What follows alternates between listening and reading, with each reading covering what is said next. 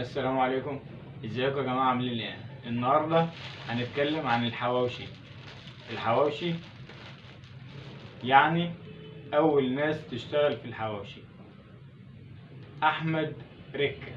شندوتش حواوشي من عند ركه من واحنا صغيرين، وبيبقى فيه زحام على محل ركه في سوق الخضار، محافظه دمياط. سوق الخضار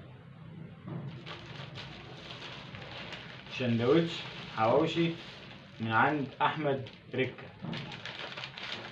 ب20 جنيه حاليا. حواوشي ركه، كلمة ركه دي يعني معروف من عند مين.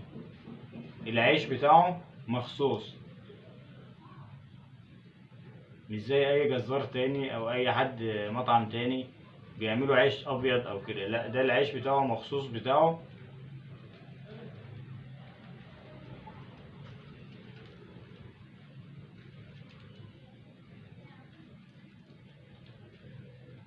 حواوشي ركه، محافظة دمياط، سوق الخضار.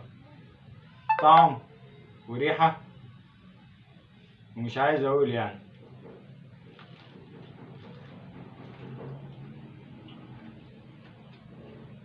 ما شاء الله.